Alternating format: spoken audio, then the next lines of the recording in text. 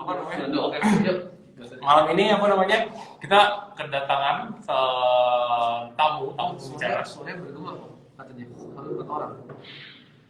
Oh, di sini ya berarti. Lah, kok tes bagus berarti? Oh, soalnya jadi gema. Oh, udah sebelum udah gini tadi enggak apa-apa, tarik apa. Oke. Ya udah anyway, kita hari ini mau ngobrol santai apa namanya? Sama Timothy tentang saham. Jadi Timothy ini nih gue lihat waktu pas lagi awal-awal corona tuh lebih tepatnya gue liatin konten-kontennya Timothy tuh rata-rata mengenai saham, dan jujur gue bilang kontennya ini menurut gue nih lumayan menarik karena apa namanya, bisa gampang banget dicerna dari belajar dari basically itu dari nol sampai lu bisa belajar saham, lu bisa beli saham tuh diajarin semua tuh sama dia step by step, kayak belajar kurikulum sekolah lah kurang lebih. Terus begitu dia juga nggak menjanjikan orang tuh gue bisa untung 1 miliar hari ini, gue bisa untung 2 miliar hari ini, gue bisa untung ratusan juta hari ini gitu. Dia nggak muluk-muluk gitu, semua Masalah bukanya kan deh. kalau menurut gue tuh apa namanya, masuk akal lah konten-kontennya. Makanya hari ini gue ajak supaya bisa sharing sama kalian karena gue juga ngerasain sendiri pengen belajar saham. Kemarin gue di konten salah bilang saham PLN, dihujat gue orang. Parah padahal gue lagi jelaskan analoginya tapi malah gue dihujat PLN.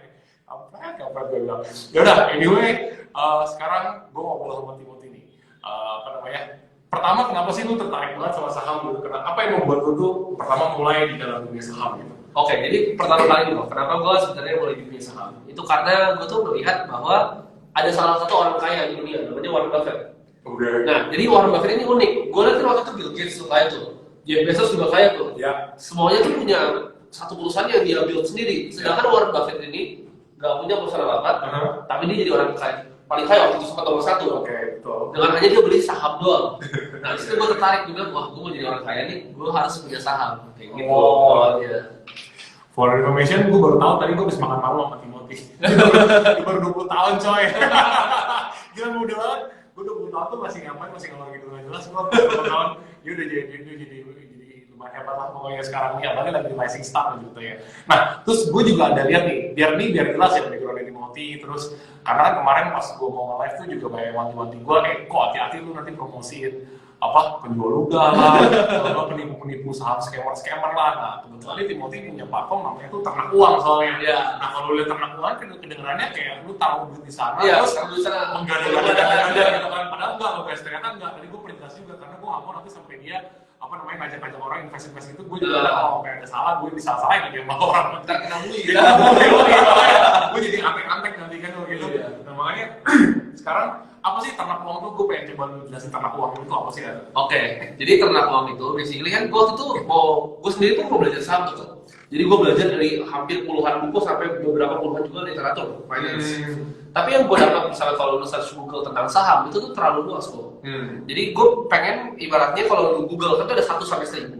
Gue cuma pengen bikin satu tempat di mana lu bisa belajar dari awal sampai lu ngerti. Oh. Jadi kayak Netflix tapi untuk kalian belajar saham. Oh, ih menarik ya Netflix untuk belajar saham ya. Iya. Gue juga bikin ini ternak bisnis. Netflix buat belajar bisnis dari awal sampai selesai gitu kan. Bisa. Jadi itu untuk orang belajar saham, pure edukasi, nggak ada titik uang, nggak ada apa-apa. Tuh, hanya edukasi aja. Zaman anak muda ya, umur 20 masih nonton bokep, dia udah bikin Netflix ini buat bisnis makanya keren loh. Anyway, gila, gue juga lagi mau lihat banget. Gue lagi pengen pelajaran sih, soalnya kebetulan nih di kantor gue sama di kantor teman gue nih lagi apa ya? Lagi hot-hotnya topik beli saham. Okay. Sampai di kantor teman gue, anak-anak gue itu banyak yang apa namanya?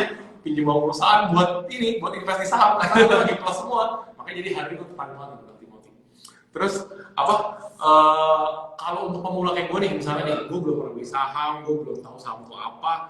Gimana sih cara pertama kali banget gue daftar punya account buat beli saham gitu? Itu di mana? Terus gimana juga caranya gitu? Jadi mungkin banyak yang kira saham tuh ribet banget ya, kompleks. Sebenarnya simpel banget. Jadi kalian tuh harus daftar ke perusahaan yang namanya sekuritas. Jadi sekuritas itu ibarat gini, kan ada yang namanya Bursa Efek Indonesia nih, BEI. BEI ini adalah ibaratnya misalnya mallnya nih. Misalnya lu jalan ke mall kok. BEI ini adalah mallnya dan sekuritas itu adalah tokonya. Lu kalau mau beli baju, lu beli ke mallnya atau beli ke tokonya? Ya beli ke tokonya. Beli ke tokonya, nah Ya, tokonya ya. ini adalah sekuritas. Oh. Jadi dia menjembatani antara kita investor ke BEI tadi. Oh. Nah tokonya ini ada berbagai macam, ada yang Premier, ada yang gue sebut merek gak apa-apa Iya, ya. nggak apa-apa. Nah kalau yang gue pakai pribadi ini, gue sama sekali dari sponsor itu gue pakai Mirai. Itu yang Oh, paling besar di Indonesia. Iya, iya, temen gue juga pakai Mirai. Semua kayak Mirai hampir asal semua, itu ya. kan, yang Korea-Korea. Ya, Iya, iya, iya. Hampir semuanya pakai itu. Nah, iya temen gue juga sering itu juga tuh sering diundang lain apa interview apa sering diundang jadi pembicara di Oh, iya. Iya, iya benar-benar. Iya, Iya, jadi oke ya. pakai Mirai. Nah, buat bikin sekuritas itu kan kalian pasti kira wah modalnya harus besar. Ya, ya. Sebenarnya enggak. Kalau sekuritas itu sekarang ada yang 10.000 aja tuh udah bisa. Rupiah? 10.000 udah bisa. Hah? Oh ya? Iya, jadi dia musiknya tuh murah banget. Oh. Yang penting kalian cuma punya yang pertama tuh KTP, yang kedua tuh NPWP. Karena NPWP itu opsional. Karena kalau kita beli saham, pajak tuh langsung dipotong setelah jual. Oh. Jadi sebenarnya kalian nggak punya NPWP itu nggak masalah. Cuma perlu bawa KTP aja, Oh. bisa online tinggal foto selesai gitu. Sehari jadi. Berarti anak-anak yang penting umur 17 sudah punya KTP udah bisa ya? KTP udah bisa. Oh, Jadi kalau misalnya gue pertama kali invest, gue waktu itu nggak punya KTP bro. Jadi sebelum itu gue pinjem KTP nyokap. Waktu itu. Oh, oke oke. KTP nyokap, terus gue daftarin ke nyokap. Terus itu gue main saham gitu.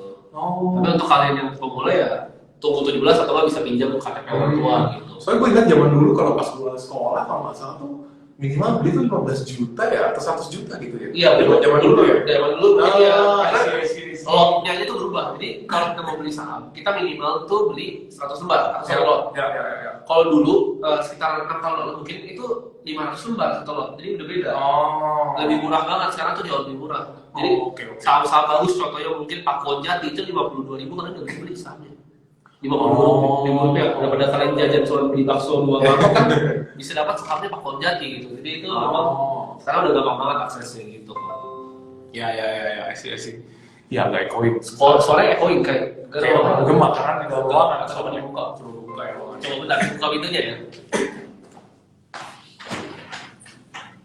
Halo? Ya kayaknya berkurang. Better ya, better. Kayaknya bener. Oke, anyway. So, terus kalau gitu, beli minimal sama hitungannya udah ada tuh tadi kan, kalau Iya. beli bisa berapa itu segala macam-macam. Terus kalau misalnya abis gue udah punya rekening nih ya, gue udah punya rekening, gue bisa beli gitu kan.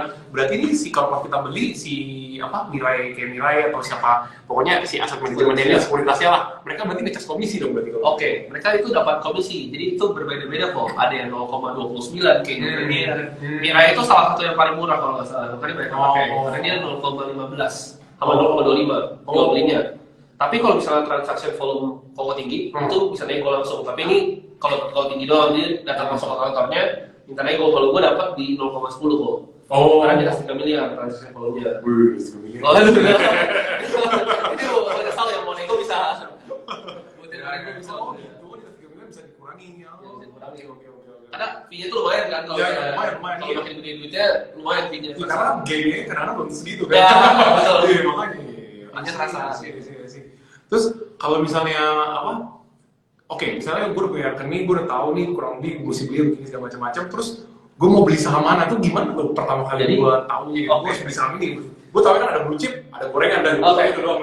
Iya. Jadi gimana caranya kita pilih ibaratnya saham yang bagus. Kalau ini untuk yang benar-benar awam sama sekali, mungkin kalau gue jelasin ke Kotama, mungkin agak gampang. Kenapa? Karena Kotama udah ngerti bisnis tuh kerjanya gimana. Ya. Kan kalau mereka ini even nggak tahu mungkin anggaran shit apa, cash flow itu apa dan lain-lain, agak sulit. Paling gampang itu kalian beli saham perusahaan yang kalian pakai sendiri produknya. Contoh nih, misalnya kalian bangun pagi, kalian mandi pakai sabun Lux misalnya, itu kan produk di level gitu. Perusahaan publik, kalian makan misalnya sarapan pagi Indomie itu ICBP juga perusahaan publik. Teras ngerokok juga Sampurna Muda Garam semua perusahaan publik. Jadi beli saham yang perusahaannya kalian pakai dan kalian percaya aja sih. Itu untuk yang paling simpel kalau untuk pemula. Tapi kalau misalnya kalian mau analisa, sebenarnya kan saham itu adalah kita beli sebuah bisnis. Ya. Jadi ini filosofi gue ya, kalau misalnya kalian ada trading atau yang lain, itu mungkin berbeda. Tapi kalau gue percaya bahwa kalau gue beli sebuah saham adalah gue beli sebuah bisnis. Jadi tiap kali gue beli saham, walaupun gue belinya kecil, gue ngerasa kayak gue pura-pura untuk gue mau beli stake besar ini di bisnisnya. Ya. Jadi gue analisa mulai dari manajemennya, dari laporan keuangannya, dan sebagainya macamnya. Gitu. Oke, I see. Berarti kalau gue bisa cari saham yang di dunia itu kurang lebih mirip sama gue kan ya? Nah itu ini yang makanya bagus banget. Misalnya kalau Kotama kan main di besi kan, Ya, material building. material building.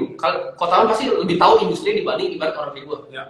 Kotama bisa beli perusahaan-perusahaan yang Kotama tuh tahu kayak misalnya oh ini perusahaan bagus nih, Hmm. yang punya info-info dalam gitu malah. Jadi makanya kalau kalian bisa insider trading dulu gitu. kan kalau nggak tahu kan itu. Nggak boleh, guys. Nggak boleh, ya. Jadi intinya kalau memang tahu pengetahuan di industrinya, why not untuk masuk sana? Contoh misalnya anak mobil nih, anak mobil tahu misalnya Astra, pasti kan. Astra kan BMW dan lain-lain. Misalnya BMW tahun lalu bisa keluar yang di 20 yang baru. Misalnya salesnya bakal naik, yang beli saham Astra gitu loh. Memang yang sahamnya industri yang harusnya tahu. Itu paling gampang. Iya benar-benar. Gue juga kemarin sempat mikir gitu sih. Oh oke. Berarti ya benar lah ya. Tapi kalau gitu kurang lebih ya either lu beli blue chip atau enggak lu beli yang lu ngerti lah ya. Berarti Lu beli yang ngerti, yes. Oke. Beli yang ngerti. Terus sekarang ada nggak sih teknik-teknik yang lu pakai kalau misalnya lu mau gain di suatu saham kan? Oke. Gue tahu ada trader, ada investor tuh kan. Investor kan lu beli bagus, jamin aja 3 tahun 4 tahun untuk udah jual beres gitu kan. Tapi kalau misalnya trader tuh gimana ya? Lu seorang trader nggak sih? Oke. Kalau ngomongin trading, gue juga bisa trading, tapi gue lebih di investing. Banyak yang salah nih kok, banyak yang kira investasi itu beli saham terus tidur, ya kan? 3 tahun terus tidur, itu sebenarnya salah. Oke. Jadi Warren Buffett kan, kalian bisa bilang Warren Buffett tidur kan? Ya. Kenapa dia nggak pernah jual saham Coca-Cola contohnya? Karena gini, jadi saham itu, contohnya saham, misalnya saham A nih, itu misalnya harga di pasarnya diperdagangkan misalnya 1.000 harganya. Tapi saham ini memiliki nilai intrinsik yang bukan 1.000. Jadi miliki fair value ibaratnya. Kalau sekarang bisnisnya Kotama sebenarnya pasti bisa divaluasi kan. Ada price tag ya, harga bisnis Kotama itu kalau mau dijual itu berapa, Ya. ada harganya kan. Sama dengan bisnis yang TBK. Jadi kalian harus cari fair value tadi. Di saat itu ada gap antara nilai intrinsiknya dengan harga di marketnya, kita beli dong di harga market karena masih diskon. Oke. Jadi yang kita cari itu saham-saham yang terdiskon jauh. Karena dia ujung-ujungnya pasti akan balik ke nilai intrinsiknya. Nah untuk menghitung nilai intrinsik itu ada hitungannya sendiri. Nah itu ada hitungannya. Nah itu ada berbagai macam nih. Susah ya. Nah kalau nilai intrinsik sendiri, kenapa Warren Buffett nggak pernah jual saham Apple? Karena kan tiap misalnya Kotama punya bisnis nih, pasti berkembang terus dong tiap tahun. Tiap laporan keuangan nilai intrinsiknya tuh naik. Jadi kenapa dia hold puluhan tahun? Karena nggak pernah ketemu, ikutan naik. Tapi di saat ketemu pasti percaya dia akan jual. Jadi investor itu bukannya tidur, tapi dia melihat apakah sahamnya balik ke nilai intrinsik yang dia mau. Kayak gitu. Oke. Menarik. Tapi kalau belajar cara menghitung nilai intrinsik itu berarti udah susah lagi ya. Kalau nilai itu baca laporan keuangan gitu kan, Nah. neraca utang, Iya. aset, Kalau mungkin nilai intrinsik kalau dibahas sedikit itu ada 3 metode yang paling banyak dipakai. Kalau misalnya bisnis Kotama itu mungkin bisa dievaluasi pakai namanya asset based valuation. Jadi cuma dilihat dari bisa segi asetnya, dari equity modalnya itu berapa. Itu bisa jadi nilai bisnis itu paling simpel. Bisa juga market multiple. Kotama kan pasti punya saing nih di bisnis. Kira-kira misalnya ada salah satu yang mereka yang jual nih ke bisnis lain, Kotama bisa kira-kira tuh berapa harganya. Mirip-mirip. Itu market multiple. Oke. Sama yang terakhir yang paling banyak dipakai, Warren Buffett pakai juga adalah namanya discounted cash flow. Ini agak ribet nih. Discounted cash flow, oke. Jadi kita mendiskon proyeksi arus kas masa depan perusahaan. Jadi gini, perusahaan kan sebenarnya sebuah mesin pencetak uang kan. Betul. Contoh misalnya HP ini misalnya bisa cetak uang nih, 1 juta sampai Kotama meninggal tiap tahun. Kotama mau bayar berapa untuk alat ini? Gitu. Oke. Jadi itu tuh bisa dihitung. Gimana caranya? Pakai inflasi. Jadi kan tiap tahun harga 1 juta tuh nggak mungkin 1 juta terus. Betul. 97 dan Betul. itu akan turun kalau dan dijumlahin semua balik. Itu harga mesin ini 15 juta. Jadi ada harganya. Oke. Nah, jadi itu caranya kita bisa cari perusahaan. Kan perusahaan tuh mesin mencetak uang. Dari free cash flow tadi diskon balik untuk cari nilai intrinsik. Itu simple yang discounted cash flow. Oke. Aduh, otak gue mulai panas nih guys. Saya biasanya hitung-hitung di situ nggak pernah hitung begini ya. Oke. Terus berarti gue udah punya account di, misalnya let's say gue udah punya account di Wile, terus udah gitu gue udah bisa beli, gue udah bisa ganti ini awal nilai sahamnya. Berarti gue nggak perlu sama yang namanya kayak trader bot gitu ya kurang lebih ya. Jadi gini, sebenarnya kalau bot trading pun gue lagi coba untuk bikin, tapi yang based on fundamental, gue lagi coba bikin bos. Oke. Tapi gini, kalau even gue pun misal bikin bot, gue tuh nggak akan pernah bisa jamin returnnya berapa. Oke. Karena gue sendiri pun pasti masih bisa rugi. Ya. Gak ada yang namanya bisa untung di market. Kalau ada yang bisa bilang 1% per hari, bot, gue gadain semua aset gue masih coba. Saya geli bener. Kalau ada yang bisa jamin 1% aja sehari, dia ngapain jualan robotnya? Ya betul. Dia udah jadi orang paling kaya di Indonesia sekarang. Iya. Dia tinggal utang aja dari bank, dia leverage semua Iya, betul. robotnya. Betul. Jadi nggak ada sama sekali robot forex bla bla bla yang bisa jamin return tinggi. Ya, betul. Karena gini, Warren Buffett-nya returnnya cuma 20%, tapi dia jadi orang paling kaya nomor 3. Betul. Karena bunganya berbunga terus kan. Ya. Jadi kalau yang wajar itu mungkin 10-20% per tahun. Itu di saham. Oh, oke. Jadi jangan muluk-muluk mau 100% besok kalau misalnya gini loh, kalian mau untung gede, siap rugi gede juga gitu. Betul. Berarti kalau pakai trading bot tuh, kalau lebih kita masukin beberapa saham yang kita mau beli, ntar dia main-mainin sendiri tuh. Iya, dia mainin semua. Kita cuma harus duit, dia mainin semua. Itu kan banyak yang rugi sebenarnya. Ya, kalau botnya error nih. Iya, boleh ya. Beli mahal jual murah. Iya, jual murah. Makanya. Meninggal. Jadi kalau misalnya memang dia jago, ngapain dia jual robotnya? Ya, betul. Uangnya hasilnya kan robotnya sendiri. Itu kalau logika gue. Lu harus pinter-pinter ya. Gua soalnya kemarin lihat beberapa customer gue juga, coba download ini bagus nih, bisa mainin duit sendiri putar-putar, lumayan loh hari ini gue untung sekian gitu. Gue nggak tahu berapa persen sih, dia nggak bilang berapa persennya, tapi dia bilang untungnya dalam rupiahnya lah gitu. Hari ini gue untung berapa ratus ribu gitu, kata dia bilang gue masukin cuma belasan juta loh gitu. Terus udah terakhirnya udah kedengeran lagi. Dia udah nggak pernah ngomong lagi sekali. Banyak juga yang ketemu money game kayak gitu. Oh, money game. Money game tapi bilang menurut forex, soalnya money game itu banyak. Iya. Jangan disebut merek tapi banyak lah. Iya. Gue juga kemarin pas lagi bahas topik soal Tech Guru, banyak banget yang ngobrolin soal ini juga di trader bot ini nih. Oke. Jadi kayak tertipu, ada nggak yang ada juga udah masukin uang, ternyata kalau lu mau tarik lu harus sisain 10%-nya di sana. Kalau nggak lu mau tarik nggak bisa gitu. Waduh. Kalian coba pikir, dia kan bisa janji misalnya 1% sehari, misalnya bisa 50% lah setahun gitu kan. Ya. Jadi ada yang namanya quantitative trading. Ya. Jadi ini yang pakai mathematical models di luar. Kalau memang forex robotnya dia nih memang bisa generate return dia, itu orang dari Amerika udah lari semua sini udah black isi palanya gitu loh. Karena ibaratnya nggak mungkin lah mereka bisa return kayak gitu. Gue kalau misalnya nggak mungkin ada robot yang bisa jamin hasil. Dia nggak mungkin cuma jual 3 juta intinya. Ya. Mungkin hanya 3 juta. Betul. Harganya bisa triliun kali itu robot. Kalau ada, gue gadein semua usaha gue. Kalau mau beli gue jual. Semua aset gue jual. Gue malah sih 1 tahun 365%. Iya. Kalau sekali 1% lu gila lu itu. 10 tahun salahin Budi Hartono. Gila lu kalau bisa lu ini. Ya tapi ini gitu ya. Makanya itu hati-hati. ya buat kalian juga jangan terlalu maruk denger yang ngomong kayak gitulah. Gue dari dulu selalu bilang kalau yang terlalu manis itu pasti nggak sehat biasanya. Pasti nggak sehat. Ya kan? Nah makanya lo harus hati-hati. Nah terus selain trading bot, kalau dalam dunia saham ada lagi nggak sih kayak scam gitu? Kalau dari dunia saham sih sebenarnya banyak ya, apalagi dunia di pasar modal. Kayak contoh perjudian finance lah ibaratnya. Perjudian finance gimana caranya? Jadi ada yang namanya OTC atau over counter market. Oke. Contoh mungkin sebut merek aja kalau ini kali. Yeah. Contoh misalnya Binomo, Olimframe. Itu over counter market. Jadi real chartnya itu nggak berdasarkan aset price yang di dalamnya. Contoh lu beli 1 triliun nih kok di Binomo, lu tebak naik, harganya tuh nggak akan naik. Gitu. Karena itu over counter market. Itu cuma bayangan doang. Kayak inilah ya, kayak judi berarti gue. Oh benar-benar judi. Karena kan kalau prediksi, iya tahu berdasarkan apa gitu kan berarti kan? Nggak tahu berdasarkan apa itu benar-benar pure judi. Tapi apakah itu salah? Ya enggak. Kalau kalian mau judi, gue juga pernah coba gitu. Jadi kalau mau judi ya silakan. Gitu. Karena memang manusia kan punya insting untuk judi.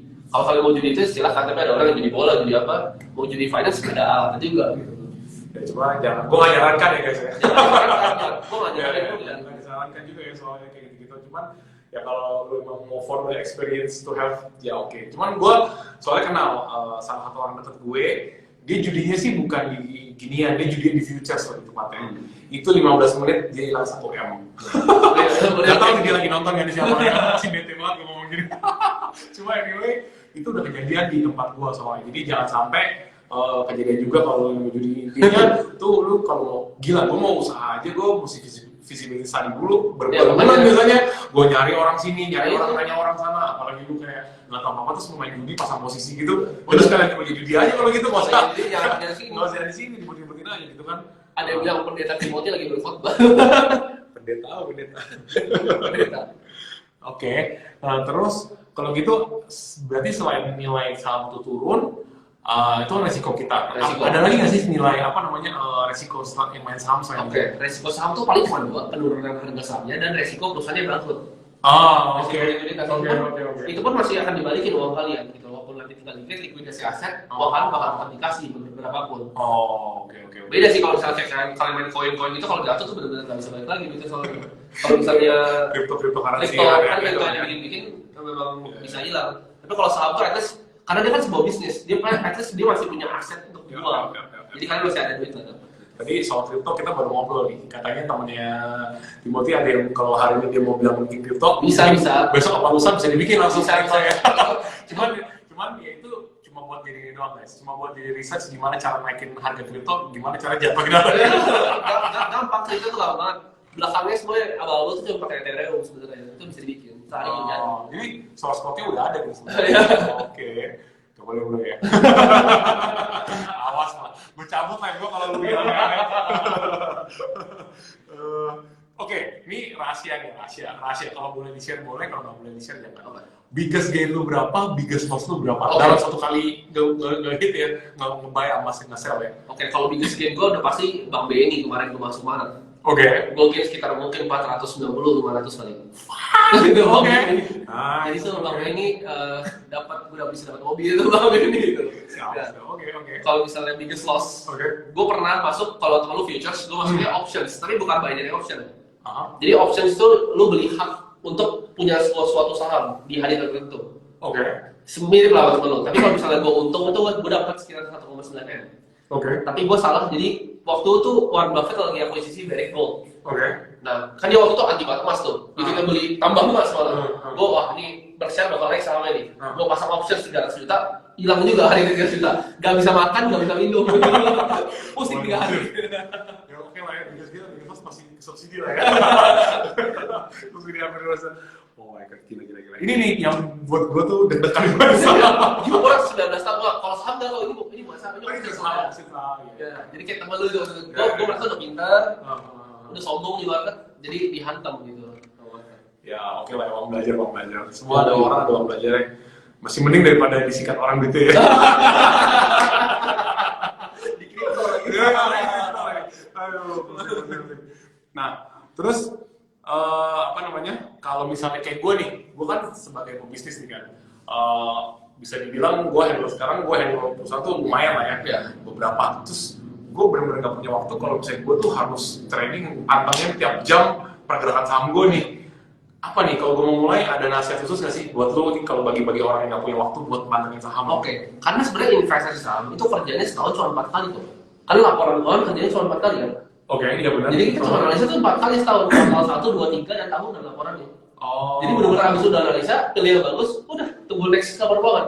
Jadi benar-benar kalau gue sih lebih nggak mantengin grafik ya. Kalau untuk saham-saham yang gue invest, kayak contoh yang tadi Bank BNI, gue memang lihat di bawah nilai intrinsiknya waktu itu gue beli 3.600. Nilai intrinsik gue buka di sini di level pertama 7.100. Harganya sekarang masih di 6.000, jadi itu masih ada gap sedikit kali bisa. Oke. Tapi itu akan selalu balik kok. Selalu balik ke nilai intrinsiknya. Jadi itu cara main saham. Kalau kalian udah tahu market price sama nilai intrinsik, ada gap itu namanya margin of safety. Jadi ini 3 kata paling penting dalam investasi. Margin of safety. BNI guys. Iya. Di sini gue daftar diri dari BNI dulu. Menarik. Gitu. Ya, ini nanti di record nanti gue record. Nanti di record aja ya. Terus, nih yang punya pertanyaan boleh nanya anyway. Kalau lo ada pertanyaan ya, ini question box gue masih kosong, nggak tahu kalian nggak ngerti atau emang nggak mau nanya. Banyak sih yang nanya dari Banyak sih yang tadi nanya ya. Nih, gue baca-baca di sini. boleh kok. Ini ngomonginnya ini dua nih ya, ngomonginnya soal saham-saham semua nih, yuk serok bumi. Banyak follower kan. Ayo mau nanya mau nih, boleh. Apa sih nih? Mansurmologi ini apa sih? Itu ada namanya Ustadz Yusuf Mansur kok. Oh, oke. Dia Ustadz tapi dia main saham juga. Jadi ada alirannya Mansurmologi. Berarti dia punya cara metodenya dia. Iya. Kurang lebih. Dia. Oh enggak, kalau binomo memang dia selalu lari sih, website tiap hari ganti. Karena memang kan sama Satgas Waspada Investasi juga dikejar terus.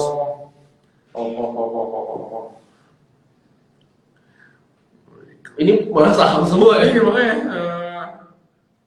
Saham semua nih. Belajar teknikal dari buku apa kak? Kalau teknikal itu sebenarnya gini, 99% keputusan investasi gue itu berdasarkan bisnis sahamnya. Teknikal tuh pas gue entry masuk doang gitu. Tapi kalau misalnya kayak kota nggak ada waktu ya ngapain, beli aja udah kalau memang perusahaannya bagus. Teknikal tuh cuma cari harga terbaiknya aja nih kan berapa, entry-nya gitu. Ya, tapi sebenarnya ya kalau kayak udah dengan gini gue jadi kurang lebih pelajari intrinsiknya, kalau masih di bawah beli gitu aja ya. Terus sesimpel ya kurang lebih ya. Saham tuh sebenarnya sesimpel itu. Contoh misalnya Pak Kon Jati itu, kalau kalian anak Surabaya pasti tahu bahwa Pak Kon itu berapa besar kan? Itu harga sahamnya sekarang 520-an. Nah, nilai intrinsik itu di 650. Jadi dia kan pasti masih balik sana gitu. Kayak contoh lagi United Tractors. Mungkin pertama tahu kalau United Tractors itu dia kan di Indonesia monopoli sebenarnya bisnisnya kan, nggak ada saingan yang sebesar dia. Dia nilai intrinsiknya itu di 29.800. Gue beli pas 20.000 ya naik, sekarang udah tinggal 27.000. Maksudnya udah gede gitu loh. Gue buka semua jadi bilang total. Ingetin tuh ya, traktor itu kemarin gue ngomong tuh United Tractor sama gue tuh siapa tuh ya di follower gue satu juga teman-teman. Nah itu. Tujuan saya buat belajar ini alasannya untuk passive income saya sampai mantap ke depan mau ekspansi untuk modal usaha. Ini benar bisa banget sih. Bisa banget sih untuk kalian yang kerja.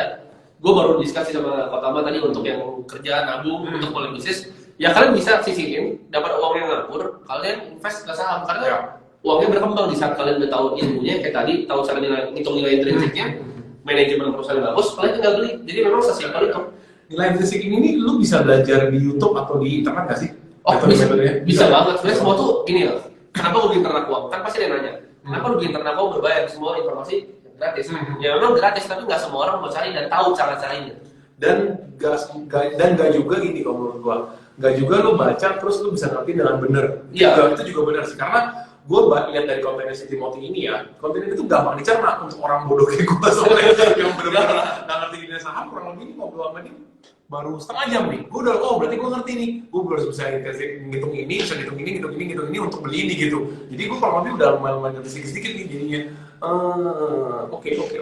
Nah kemarin tuh ada satu teman-teman yang gue bilang, kok kalau gue punya duit 10 juta mau usaha apa ya di corona ini, sebenarnya bisa ke saham ya sebenarnya. Bisa ke saham karena apalagi sekarang sebenarnya ya saham tuh lagi diskon. Gua kalian. Benar. Saham tuh lagi diskon, lagi hype banget, di hypein semua orang gitu. Betul. Karena ibarat ini orang bego aja deh. Kalian misalnya kalian tahu indeks LQ45 itu blue chip. Ya. Kalau kalian misalnya suruh maunya lempar dart gitu pas Maret, kalian duitnya naik semua gitu loh.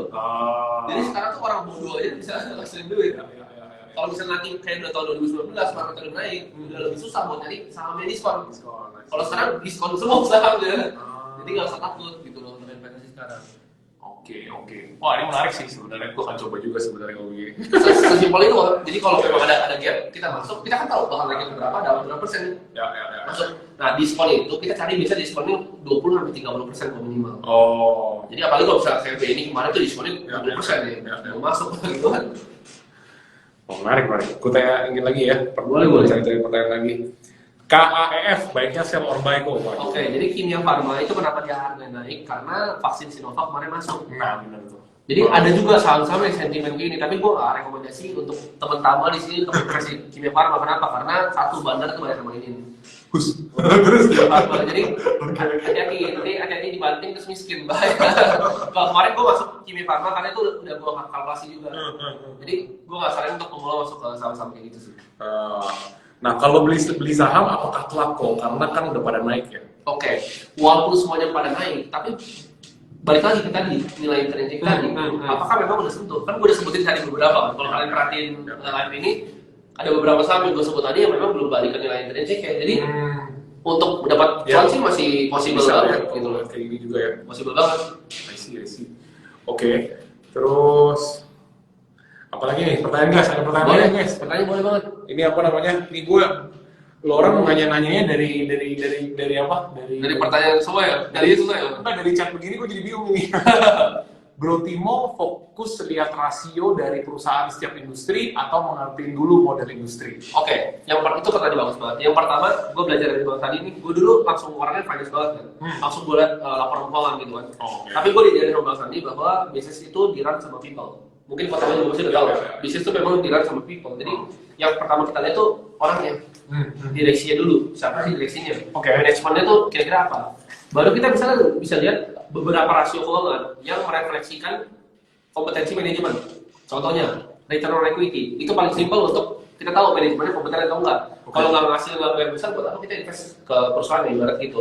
Return on equity yang bagus, return on aset yang bagus, itu hal-hal yang kita harus lihat sih sebelum kita mulai terjun ke kapal keuangan lebih dalam. Gitu. Oh, I see. Ya kurang lebih sih kayak nilai konsep bisnis pada yang umumnya aja ya. Yes. Sebenarnya gimana ya? Ada yang pertanyaan lagi guys di question box please? Boleh. Sektor batu bara masih bagus nggak kok? Nah ini kalau gue buka aja kali ya kalau pertama nih. Kalau batu bara pun gue juga pegang gitu. Gue pegang besar bikin asal. Dan harganya, nih misalnya kan gue beli di 100M guys. waduh. Oke. Gue beli di 23.000 nih kok. Ya. 2.300 sorry, Oke. 30. Nilai intrinsiknya gue masih target tuh di sekitar 3.000. Jadi dia kan pasti akan balik gitu. Nah ini selisihnya bakal jadi gain gue. Jadi saham tuh bener-bener sesimpel itu. Lu kalau duitnya total masuk sini, waduh. Lumayan tuh kan. Kalau semua guys. Asal gue liatnya. Bingung gue banyak yang minusnya. Ini kalau temen gue ada yang nonton ketawa aja nih dia. Nih, buat pemula mending pakai broker apa ya kok? Oke, kalau ini gue pakai Mirai sih, ini gue Mirai. Iya, setuju sih. Karena apa namanya banyak juga teman-teman gue pakai Mirai juga sih pada ngomong gitu semua. Ini bukan screenshotan, bukan editan ini. Sedikit. Dollar cost average gimana kok? Oke, jadi dollar cost average itu adalah sistem gimana caranya kita nyicil saham. Ini sebenarnya sistem bagus, misalnya contoh untuk karyawan kok. Yang duitnya tuh nggak ada gede, misalnya pertama kan dia bisa masuk 10M tuh, bisa langsung. Amin. Kalau misal karyawan tuh misalnya nyicil dari gajinya di sisi misal 2 juta, 3 juta. Jadi dicicil di tanggal yang sama dengan jumlah yang sama. Jadi dia akan average nanti. Misalnya dia nabung saham BNI, misalnya BNI sama Mandiri, ditabung 2 saham itu 3 juta aja, dia masukin di satu turun dan naik. Jadi pas turun naik dimasukin, jadi average nanti akan lebih tinggi. Itu loh average. Tapi kalau gue pribadi, gue langsung jebret karena lebih untung sebenarnya kalau lu jebret. Iya, benar sekali langsung. Iya, tapi kan nggak semua orang punya privilege itu. Jadi itu memang untuk opsi aja sih. Oh. Nilai intrinsik pakai rumus yang mana ya yang paling cocok menurut Ko Timothy? Oke, jadi untuk kita bisa menghitung nilai intrinsik itu tadi yang gue udah bilang pakai discounted cash flow. Jadi kita cari arus kas terakhirnya perusahaan yaitu free cash flow-nya. Karena kalau net profit, kenapa net profit itu nggak dipakai? Banyak yang salah nih, banyak yang ngajar saham juga ngajarin pakai EPS gitu, earning per share. Jadi net profitnya dibagi jumlah lembar saham yang beredar. Jadi satu lembar itu bisa hasil berapa laba. Banyak yang proyeksi pakai itu. Kenapa itu salah? Karena gini, contoh misalnya kalau punya bisnis jual aset nih bisnis, itu tercatat kan dalam net profit perusahaan. Padahal dia penjualan aset. Selisih kurs pun juga kalau misalnya trading dia luar, selisih kurs tuh masuk ke net profit. Iya betul. Itu padahal nggak benar gitu loh makanya. Jadi yang kita lihat tuh selalu free cash flow-nya. Nah, dari free cash flow tadi baru gua jabarin 10 tahun depan kok gua diskon balik dengan discount rate. Discount rate itu kayak resikonya. Karena setiap kita ngejar ibarat kita ngejar return pasti ada resikonya. Jadi kita harus punya discount rate. Nah kalau ngitung discount rate itu agak ribet. Ada risk free rate plus effort beta kali risk premiumnya. Jadi kita dapat tadi discount rate, kita diskon balik dapat discount cash flow. Berarti ada itu. Oh, oke. Ada hitungannya, ada hitungannya. Ini gue pasti bakal belajar sih. Intrinsic value cara ngitungnya apa? Oke. Buat pemula disarankan main saham di mana? Jadi ya di tadi yang belum dengerin live gue harus ini lagi dari awal ya. Tadi udah jelasin kalau udah mulai gimana cara mulainya, di mana belinya, bagaimana cara belinya, terus apa yang lo beli, kalau mau apa, gimana cara lo memutuskan untuk beli apa, itu udah ada semua. Udah ada semua. Karena gue juga mau tahu, gue juga mau beli. Terus apa lagi guys? Ada nanya Diversifikasi minimal berapa saham? Nah, ini menarik. Sebenarnya gue juga mentor gue adalah Bang Randi. Dia selalu tekanin ke gue yaitu lo harus diversifikasi aset lo. Tapi gue sampai sekarang tuh masih keras kepala kok. Karena gue ngerasa kan dia udah tajir nih, duitnya udah banyak, dia bisa diversifikasi. Gitu, ya, walaupun duitnya masih sedikit guys. Jadi gue lebih suka konsentrasi. Gue saham itu gue jujur gue nggak pernah lebih dari 7 saham. Gue selalu 5-7 pegangnya. 5-7 aja belum divers sebenarnya. Belum. Oh ya? Karena gini, jadi ada yang namanya, ini gue bahas agak saintifik kan. Karena kalau finance tuh semua banyak data kan. Jadi udah ada yang pecahin misteri berapa sih diversifikasi yang optimal. Sebenarnya apa yang optimal untuk kalian bisa diversifikasi risiko kalian itu di 30 saham. Buset, baik banget. Iya. Gimana cara gue mau ngontrol? Makanya indeks kan indeks 30 kan. Iya. MSCI juga 30 saham. Karena itu karena diversifikasi optimal 30. I see. Jadi ada yang namanya ukuran resiko, yaitu standard deviation. Kalau misalnya contoh saham 2, kalian pegang 2 saham, standar deviasi kalian itu di sekitar 40 sekian. Tapi kalau kalian pegang 4 aja itu langsung turun ke 32 sekian. Nah, Kalau kalian 30 sampai 1000 itu nggak ada bedanya, cuma beda 0,0 sekian. Oh, Jadi itu optimal 30. Tapi kalau untuk pemula 5 sampai 10 aja sih udah oke sih untuk diversify. lumayan sih 5-10 menurut gua. Tadi malah gua mau masuk 2-3 biji aja. Nah, itu gue tahu, nggak masalah. Gue juga sebenarnya Charlie Munger, partner Warren Buffett itu juga begitu sebenarnya. Oh, Dia lebih pilih bisnis yang dia benar-benar tahu gitu, dimasukin daripada uangnya ditambah ke bisnis yang lain. iya betul. Kalau itu pribadi gua, nah ini kan orang beda-beda. Ibarat banyak jalan menuju Roma, kalau ini jalan gua gitu. Iya sih. Ini ada yang nanya, kenapa portonya Kotimoti gede di mining? Emang benar gede di mining? Iya, gede di mining. Kenapa? Oh, ya? Kenapa gede di mining? Karena kemarin itu gue lihat di November. Jadi kalau coal itu kita kiblatnya ke Newcastle kan. Ya. Newcastle tuh lagi naik banget. Oke. Dan itu gue udah prediksi buat kalian yang ngikutin gue dari lama, gue udah prediksi dari lama bahwa harga coal tuh bakal naik di akhir tahun ini. Kenapa? Karena basic supply yang demand aja. Supply yang demand dari mana? Dari China. Oh, China kurang batu baranya. Ngambilnya pasti dari mana? Indonesia. ya. Lalu, nah itu jadi saham itu top down analysis kok. Jadi kebutuhan makronya, kita lihat mikronya baru perusahaan tambang apa sih yang paling bagus itu. Ya. Jadi gue masuk di salah tadi yang Kota Bali ya. Gitu. Oh, gimana cari investor buat kelola dananya seperti hedge fund? Oke. Oh. Untuk kelola dana, kalian tuh perlu berbagai macam izin dan kalau hedge fund Indonesia menurut gue nggak bisa, karena memang belum ada perizinannya. Tapi kalau kalian mau bikin yang legit, reksadana itu butuh minimal. Gue ngobrol sama Ko Wilson kemarin yang belum bibit, minimal 30 sampai 50 M lah ibaratnya. Oke, buka bank ya? Bank 50 M. Iya, reksadana tuh tahun segitu juga. Itu modal awal. Oh iya, bisa. Jadi agak besar gitu. Kalau misalnya kalian mau kelola duit sih, gue nggak sarankan sama sekali sih untuk kelola duit karena ibarat kalian juga sertifikasi perlu banyak gitu. Kalian harus punya wakil manajer investasi, harus punya WPPE dan segala macam. Jadi kalau misalnya belum berpengalaman jangan yang kelola dana lah. Gue juga nggak pernah kalau dana itu juga ini ya banyak yang hancur-hancuran kemarin gue lihat ya, bayar rugi kan? banyak yang cocok ya rugi. Ya janganlah kalau itu jangan sampai. Jangan sampai. Soalnya kan juga ada yang kena tuh. Iya. Ya, soalnya nih kadang-kadang nih guys, gue kenapa hari ini juga bahas kayak gini ya. Gue kemarin tuh melihat apa namanya, kan gue kan main TikTok ya. Kalau gue tuh biasa ya sebelum tidur setengah jam sampai 1 jam tuh main TikTok biasanya. Buat apa ya? Gue TikTok keras karena gue kenalnya juga dari TikTok. Iya. Dari followernya masih cukup sama. Hebat banget ya anak. Terus gue berasa ya apa namanya di TikTok ya sekarang ya, mungkin karena memang sahamnya lagi banyak untung kan, kayaknya tuh jadi banyak banget tuh Banyak ikut. iya banyak ikut iya dia di salah satu yang pertama nih kalau gue lihat. Terus banyak lagi tuh yang apa gimmicknya tuh kayak 1 hari bisa 1 M. Maksud gue kalau 1 hari 1 M ngapain gue nawarin orang investasi di gue ngeluarin gue sendiri aja iya kan, ngapain gue pusing-pusing gitu kayaknya. Tapi ya gitu banyak juga orang tuh kayak kok percaya banget gitu sama dia. Kalau orang bisa 1 M sehari, konsisten dia udah main TikTok ya. Iya betul. Levelnya udah bukan main TikTok. Iya, makanya gue juga kayak bingung kok aneh ya, kenapa kok orang tapi banyak orang percaya di situ. Banyak orang percaya. Banyak yang followernya, banyak yang kayak ngikutin apa konten-kontennya dia, gue liatin kayak ya lucu sih kok kayak gitu ya sebenarnya. Gue juga follow sih sebenarnya, cuman gue follow for the sake of hiburan buat gue, lucu gitu ya. Orang ngelawak depan gue gitu.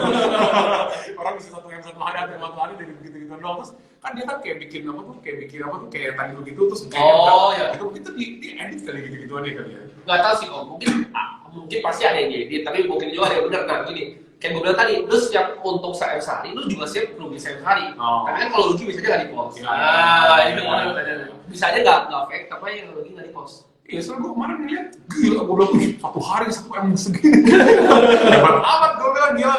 Waduh, gue bilang, gue 1 M tuh sebulan harus konten dulu. Kalau hasilnya bisa 1 M tuh kalau gue, bisnis gue. Makanya ya lucu sih. Tapi ya gitu kayaknya. Ya itulah yang banyak orang percaya gitu-gitu. Banyak percaya gimmick gitu loh. Ya. Kita udah valuasi, tapi saham nggak naik. Naik biasanya jangka waktu nunggu berapa lama. Nah, Oke. Kalau misalnya kita ada valuasi saham tapi harganya nggak naik-naik. Iya, kira-kira harus nunggu berapa lama? Inilah kesabaran. Dulu. Contoh, ini gue beli pas kapan Maret. Kalau gue nggak sabar di 4.000 udah gue lepas kan. Ya. Sekarang kan berapa? Udah OTW kan tahun 2100, udah OTW kan tempat gue. Kuncinya adalah kesabaran. Tapi jangan salah analisa juga, salah itu dong. Iya, jadi saya nggak bersalah. Iya, kalau intrinsik salah ya sangat naik sama. Naik sama gitu kan. Oke. Terus ini ada yang nanya, kalau misalnya untuk urusan perpajakan, untuk investor saham itu seperti apa perhitungannya ini? Oh, dari pajak pendapatan oke. itu ya berarti. Enggak, itu benar-benar pure dari pemotongan begitu lu jual capital gain tax. Oke. Itu benar-benar langsung dipotong, jadi nggak ada urusan pajak sih. Capital gain tax berarti keuntungan, kalau rugi nggak di cas pajak berarti? Iya Pak. Capital gain ya, capital gain aja. Oh, berarti Capital hanya gain untuk tax. keuntungan doang. Kalau Yes. untung dipotong berapa persen? 0, kecil banget. Kecil banget. Tapi nanti kan uang profit itu kan balik ke gua. Berarti kan gua harus. Oh sama dividen juga kena. Tapi katanya ya mau dihilangin sih dividen. Omnibus law ya? Iya omnibus law Ya kan katanya. ada gitu sih. Oh, Tapi itu- gua cek sih kalau Oh, itu mantap sih itu. Tapi sama aja.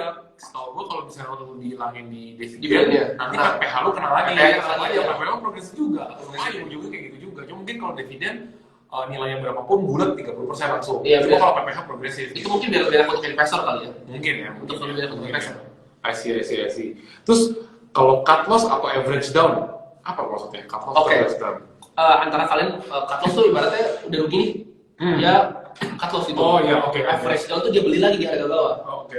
Contoh, misalnya ya, kita samain pakai bank BNI aja. Iya. Misalnya gue kemarin sempat beli tuh di harga 4.000 pas turun tuh. Pas dia turun di Februari, gue beli di harga 4.000. Dia turun ke 3.600. Intrinsic gue 7.100. Masa gue nggak beli lagi? Ya gue beli lagi dong. Ngapain gue jual rugi? Kalau misalnya mindset kalian kayak gitu kan di 4.000 nih, turun ke 3.600 kalian jual. Panik jual. Kalian rugi berapa selisih 400 ya? Tapi kalau kalian beli lagi, kalian tahu misalnya udah cukup gede. Gitu. Waduh, ini gue besok-besok mau ajak makan yang mahal nih. Makan banyak banget nih kayaknya. Oke, terus kalau mau beli saham, hanya melihat dari sisi analisa teknikal saja bisa nggak? Oke, Analisa teknikal ini kayak ini ya, yang candlestick itu ya? candlestick gitu. Oh, Jawabannya apakah bisa atau enggak analisa teknikal? Jawabannya bisa, karena gue pribadi udah lihat orang yang bisa kayak gitu. oke. Tapi itu kan beda gitu loh. Waktu yang kalian luangkan untuk itu dibanding yang kayak gue ajarin kalau pertama tuh langit dan bumi gitu. Ya. Lu pada mesti bangun jam 8.50 tiap hari. Kalian mesti tungguin bursa sesi 1, sesi 2 sampai kelar. Kalau gue sih nggak punya waktu buat gitu, gue punya usaha soalnya. Ya. Jadi kalau misalnya kalian mau coba, kan ibarat kayak film Ip Man aja, jurus yang banyak gitu. Ya. Sama di finance tuh jurus juga banyak kok. Tapi value investing ini yang paling banyak orang kayanya gitu loh. Kalau kalian mau trading ya ke kuantitatif. Kalau kalian pintar banget matematika nih, monggo. Tapi kalau yang pure teknikal, apakah ada yang kaya? Ada. Gue tahu orangnya gitu loh yang kaya. Yang duitnya tuh sampai benar-benar miliaran dapat dari teknikal. Oke. Memang bisa. Tapi returnnya pun nggak kayak yang orang-orang gimmick janjiin gitu loh. Oh iya pasti lah. Returnnya juga masuk fal setahun mungkin 15%, 20%. Jadi nggak terlalu beda jauh gitu loh. Kalau gue mendingan low effort, tapi hasilnya jadi mirip. Itu kalau gue pribadi. Ya kalau 15-20% sebenarnya daripada masukin uang di Iya. di bank sih mendingan di sini ya jauh ya. Karena realistis aja, gue nggak mengincar kayak sampai 50%. Walaupun memang ya, kalau dari return gue ini, gue selama 4 tahun di saham tuh di 2% aja sebenarnya. I see. Cuman kan itu gue nggak mungkin konsisten over kayak 10-20 tahun. Mungkin kalau di average nanti paling 20%, 30% per tahun. Kalau returnnya nggak reasonable ya resiko kalian yang kalian take juga nggak reasonable sih. I see. Terus ini diem berapa sih? 10 menit lagi ya? Kurang Iya, lebih ya? 10 menit lagi. Kita 5 menit lagi guys. Kalau masih ada pertanyaan boleh ditanya ini. Boleh banget aja. Ini pada nanya di sini semua sih, kagak ada yang mau di question box tadi semuanya. Gimana cara order sebelum jam trading buka? Bisa banget kalian tinggal pasang dari kemarin itu kayak bisa pasang jaring gitu loh kalau di sekuritasnya. Itu Oh, lebih teknis sih, tinggal buka sekuritasnya. kenapa saham bisa harganya tinggi padahal book value dan apps-nya rendah? Oke, jadi apa itu book value? Buat yang belum tahu, book value adalah bahasa keren accounting, nilai perusahaannya. Oke. Jadi itu ya ekuitas dibagi lembar Oke. saham beredar. Nah, jadi banyak salah banyak yang kira book value itu adalah intrinsic value, jadi plus bukan. Itu kan cuma ibarat cuma equity-nya doang. Kalian nggak bisa lihat saham tuh dari nilai bukunya, itu salah banget. Jadi nggak ada hubungannya sih. Oh. Nggak ada hubungannya dengan buku. Contoh nih, bukan contoh. Perusahaan properti misalnya, atau BSD kok. BSD itu di list sahamnya asetnya, tanahnya itu, nilai tanah itu 600.000 di laporan keuangannya. Oke. Dia pakai harga yang lama. Emang harga di basis semeter emang 600.000? Enggak, udah 10 juta sekarang. Nah jadi itu kalian nggak bisa pakai book value-nya gitu loh. Tapi itu kalian mesti dalamin accounting dan mesti pelajari saham lebih dalam buat ngerti yang kayak gituan. Oke. Kok untuk pergerakan IHSG sekarang melihat window dressing kebanyakan saham yang akan up saham BC, setelah itu apakah momentumnya berganti dengan saham second liner dan third liner? Oke, kalau misalnya kalian pakai saham second liner, third liner, mungkin returnnya bisa lebih tinggi. Tapi gini, ada di Indonesia tuh saham-saham tuh sebenarnya nggak liquid. Jadi kita tuh punya masalah liquidity. Jadi kalau third liner misalnya level duitnya kota apapun mungkin agak susah dapat di harga yang sama. Bisa kemakan satu tiket. Jadi mungkin mesti kalian, gue sarannya sih misalnya investasi saham-saham yang aman aja sih. Saham-saham blue chip yang memang perusahaan bagus dan kalian tahu. Kalau second liner kalian tahu misalnya kota atau info-info yang lebih dalam, nggak masalah. Tapi kalau misalnya kalian awam nih, soalnya kan sahamnya ada permainan gitu. Nah, itu sebenarnya ya begitulah. Gue tahu. Ada permainan yang saham, tapi gue nggak salah dia mainin third liner. Oke. Jadi kalau tadi habis bahas soal intrinsik, berarti saham kalau udah sampai saham ini nilai, kalau udah sampai nilai intrinsiknya dia, itu saatnya kita jual berarti. Iya, saat itu jual. Tunggu sampai dia turun lagi. Kalau misalnya dia turun lagi ya beli lagi gitu. Tapi kalau misalnya dia nggak turun-turun, berarti nggak usah beli sama lama ya? Kalau dia nggak turun dari intrinsik ya, kan kita dijual ya, nggak usah beli samanya, cari saham lain. Saham yang lain. Masih diskon. Jadi kita tuh ibarat beli Ferrari harga Avanza. Iya.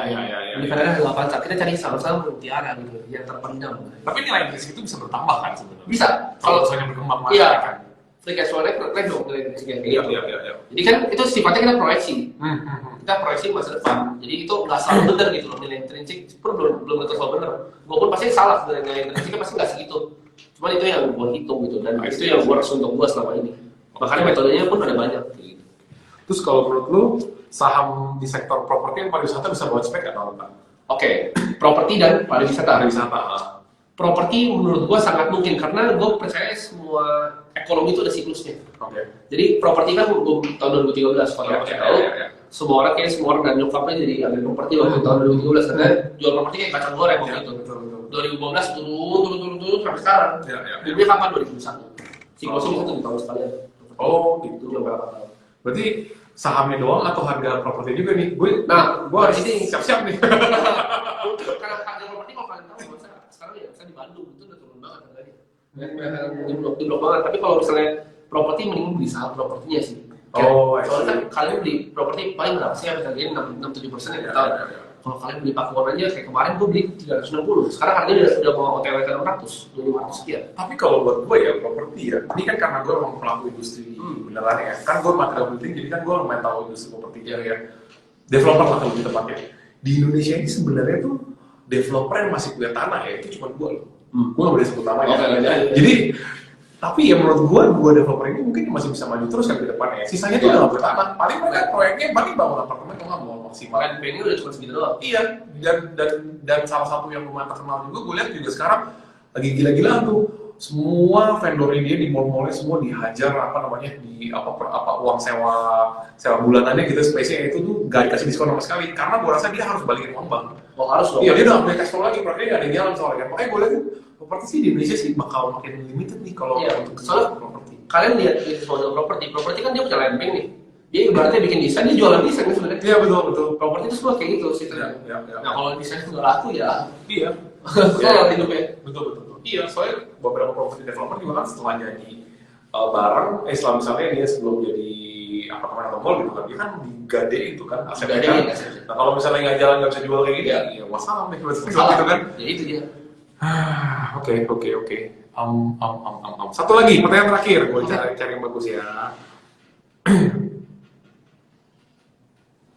Ini boleh lah, supaya nggak orang banyak nggak salah. Kalau Timothy, lu main saham luar atau kripto nggak? Kalau iya, pemilihannya lewat aplikasi apa ya?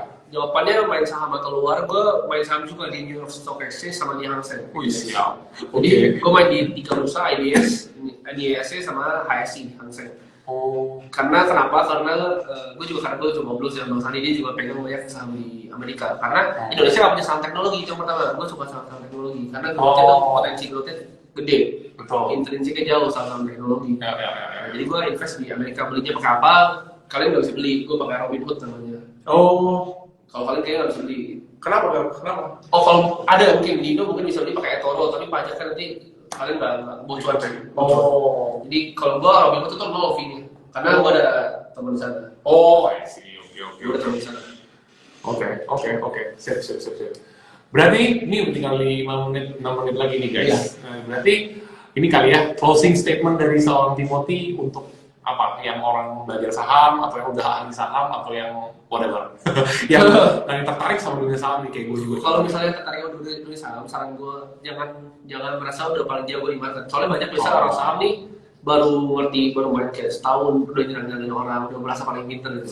Jadi harus tetap belajar terus-terusan. Jadi kalau gue pun tiap hari gue selalu belajar nih, kayak misalnya gue sekarang belajar banyak banget kalau soal bisnis sama Kotama gitu. Jadi kita harus belajar terus. Jadi belajar dari mentor, cari ilmu terus, jangan berhenti cari ilmu, itu sih dari gue. Jadi mentor aja jangan penjual udah ya. Iya. Cari mentor jangan penjual udah. Betul sekali. Ya anyway, apa namanya, kayaknya nih udah lumayan malam. Si Timothy juga dari rumahnya dia datang ke kantor gue. Gue datang diundang ke kantornya ini. Which is gak deket banget sebenarnya. Kita nggak ngomong 10 menit ya? 10 menit ya? Oh iya, lama sih. Jarak sebenarnya lumayan beberapa kilo lah ya. Iya, tapi 10 kilo sebenarnya. Tapi 10 menit doang. 10 menit karena lagi nggak macet kan soalnya. Iya. Terus anyway, apa namanya? Rapat juga ya. Lumayan ramai kok. Kalau topiknya lagi hot kita bisa segini mahal nggak ada lagi. Iya. Cuman ya kalau anyway, gue thank you banget yang udah pada mampir nonton. Semoga konten malam ini tuh bisa kasih orang pencerahan buat soal saham. Gue juga sekarang jadi makin pede untuk beli saham. Jadi pertama gue bakal mulai 2-3 saham pertama gue dari yang gue denger dari